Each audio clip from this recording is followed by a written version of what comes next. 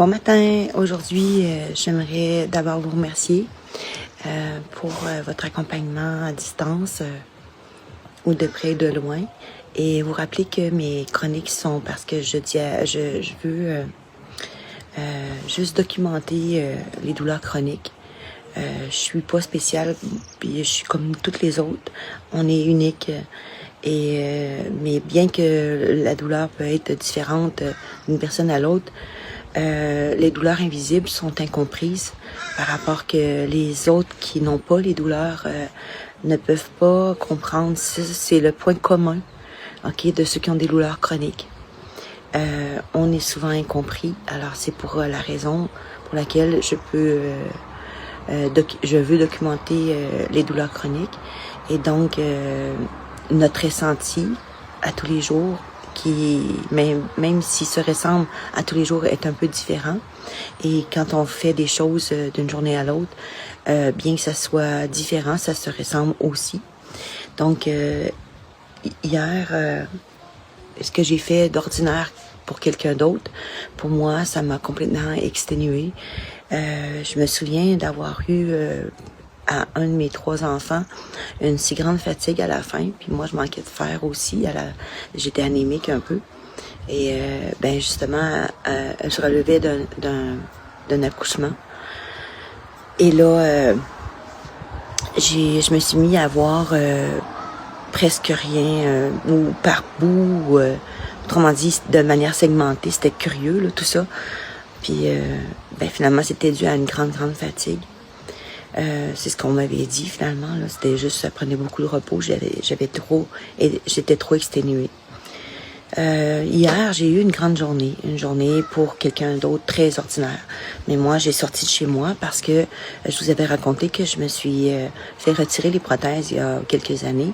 Et je suis complexée. Donc, même ma docteure de famille m'avait donné une prescription pour me faire un tatouage pour diminuer l'aréole du sein, parce que j'étais au fil du temps, quand ils ont fait un rattrapage à partir des aréoles, et ça fait que les aréoles sont venues tellement grandes que finalement je suis très complexée de ça. Fait que la seule solution pour moi, c'est que la peau de toute façon était trop tendue. De toute façon, il avait tout fait ce qu'il pouvait faire.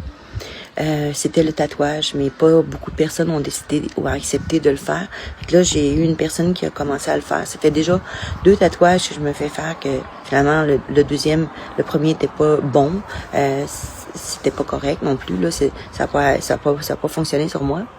Mais là, j'ai rencontré une autre personne qui, elle, je pense, est très compétente puis elle a embarqué dans le défi. C'est de camoufler, autrement dit, l'aréole. Donc, c'est de pouvoir essayer de retirer l'aréole qui est trop grande. Moi, j'ai les aréoles très pâles, puisque je suis rose aux yeux bleus.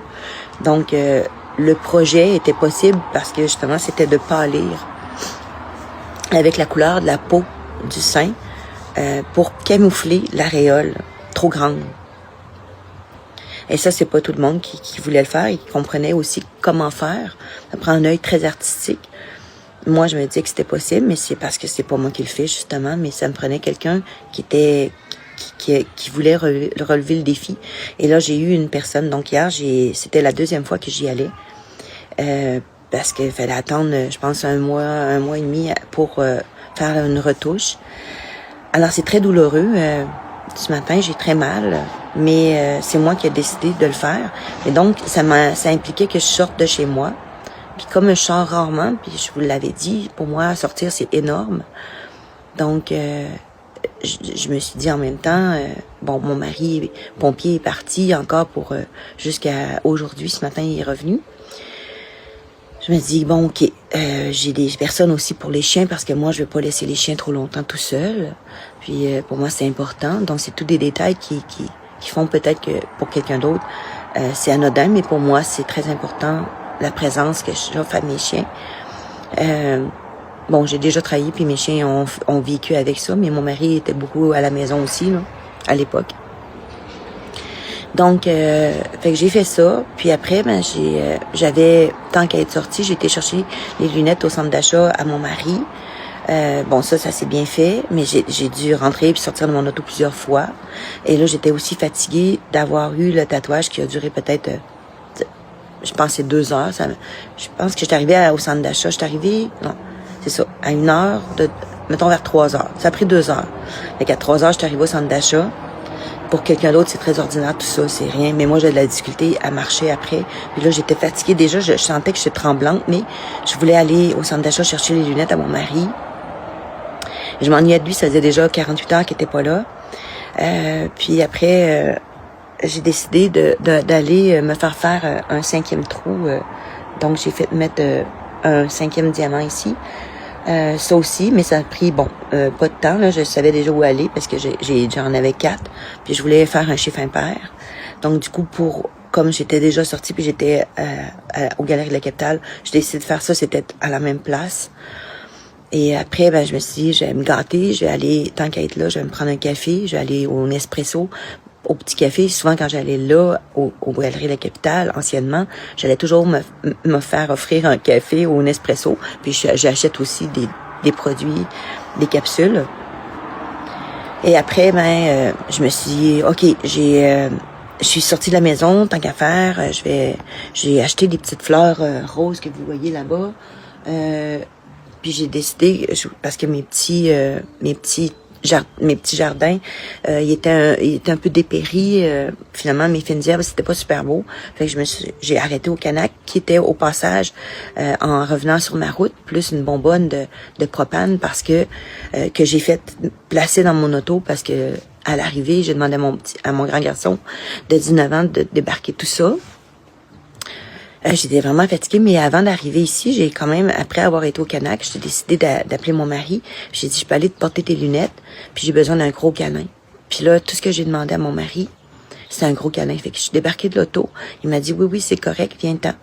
Fait que je suis allée à la caserne, puis je lui ai donné ses lunettes, puis là, il m'a fait un gros câlin. Gros câlin, mais ça m'a fait tellement de bien. Et là, j'étais vraiment fatiguée. Je me sentais vraiment fatiguée, exténuée. Pour quelqu'un d'autre, c'est rien. Tout ce que j'ai fait, c'était rien. Mais moi, j'étais déjà tellement fatiguée. Mais j'avais tellement d'insécurité à l'intérieur de moi parce que le fait d'être fatiguée, ça fait que je suis complètement décentrée de moi-même. Alors là, mon mari m'a fait un beau câlin. Je me souviens, il m'a pris, puis moi, ma tête tombe sur son torse parce qu'il est très grand. Puis il m'a pris fort dans ses bras, puis ça m'a fait un bien énorme. Puis après, je suis partie. Puis il m'a fait un beau sourire. Je l'ai vu dans le stationnement, puis ça m'a fait un bien intense. J'étais tellement bien d'avoir eu un câlin. Les câlins, étant jeune, j'en ai pas eu beaucoup. Et ça me fait du bien, beaucoup. Un beau câlin, sincère, là. Alors là, je suis revenue chez moi, puis là, j'ai débarqué mon fils a débarqué les choses. Puis, mais là, j'arrivais pas à lire, je voulais regarder la plante, puis là, je commence à voir pas bien. C'est comme, je me suis mis à voir des parties sans voir tout au complet, un peu comme un astigmatique. L'astigmatisme, c'est comme l'œil voit bien un bout, puis à côté, il voit pas. Donc, si on voit une lettre, c'est comme s'il manquait des parties. Un peu comme si on regarde le profil d'une roue de tracteur, il y a des parties hautes, parties basses, sorties hautes, parties basses. Quand on est astigmate, l'œil voit pas bien. Mais là, c'était intense. Je voyais comme, j'arrive plus à voir comme il faut. Je voyais plus. Puis là, ça a fait sens. D'un coup, pouf. J'ai vécu ça quand j'étais enceinte. Puis j'avais accouché, là. Puis là, j'étais fatiguée. Fait que là, je suis dans moins fatiguée. Ça veut dire que je suis tellement fatiguée. Alors, c'est ça que ça fait sur moi.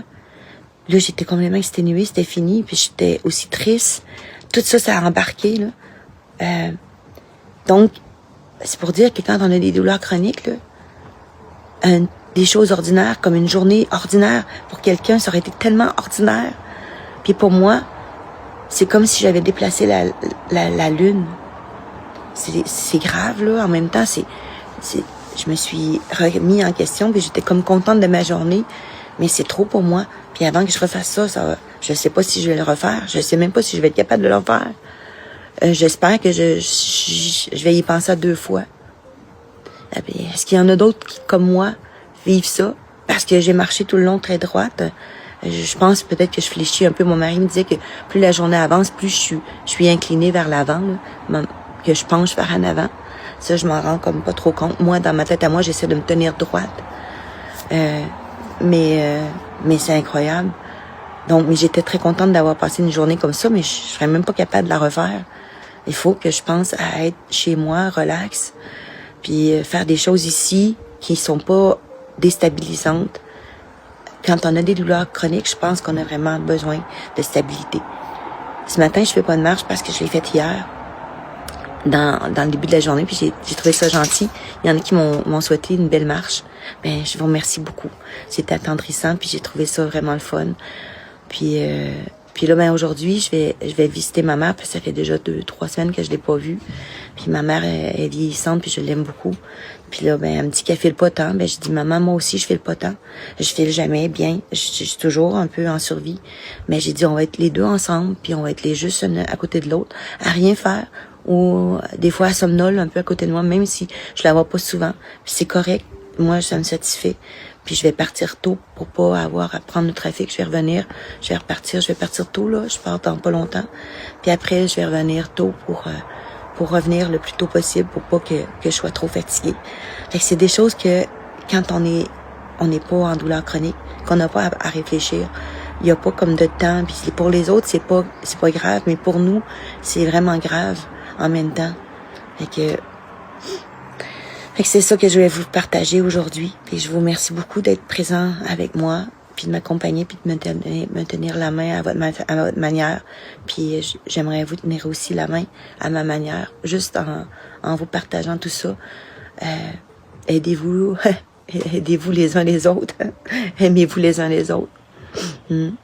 C'est comme ça la vie. Mais ben c'est ça. Puis une finale pour finir. Hier, j'ai fait, moi je suis à l'université, vous savez, comme doctorante, mais là, comme je suis sur les rentes invalidité, j'ai pas de salaire. Fait que je suis à la recherche aussi de fonds pour aussi ma recherche qui va être, que je vais engager quatre artistes que je vais devoir payer pour que la recherche puisse être réalisée à la toute fin. Il va falloir que, à la moitié, quand ça va être accepté, après, là, je vais mettre en action. Il va falloir que j'engage 4 artistes que je devais devoir payer, évidemment. Et là, moi, je recherche des fonds aussi, parce que là, je suis sans salaire, mais c'est pas grave, je suis pas, mon mari est là, mais sauf que j'ai toujours un très bon salaire, anciennement, comme chargé de cours, tout ça, et comme artiste, et comme pour travailler dans des écoles aussi. Donc, là, j'ai eu un appel, justement, de l'AFE, l'aide financière aux études, parce que là, je suis à temps plein comme doctorante. Et la personne avec qui j'ai parlé hier était extraordinaire, un rayon de soleil, elle aussi, qui m'a aidée, qui m'encourageait, qui disait « Wow, vous allez au retour aux études ». En fait, je lui ai dit, c'est parce que vous savez pas, c'est la première fois que je fais une demande d'aide financière depuis que j'ai 57 ans, mais la dernière fois, j'avais 21 ans. Je sortais de l'université ou je finissais l'université, la dernière demande. Donc, j'étais jeune, mais j'ai dit, là, j'ai toujours continué. C'est juste que je me payais moi-même mes études. Mais là, je suis invalide, donc j'ai besoin d'aide en même temps. Et que je fais une demande d'aide. Puis là, la personne, elle me dit, mais elle dit, c'est le fun que vous soyez au doctorat. C'est sûr que vous allez probablement aider la société, même si vous êtes invalide. C'est votre façon d'aider la société en faisant une recherche qui va probablement apporter à la société, qui va enrichir le savoir commun de tous. Alors, j'ai trouvé ça vraiment génial. Une personne formidable. Alors, c'est toutes des petites choses qui sont agréables comme ça dans la vie, qu'on doit cumuler.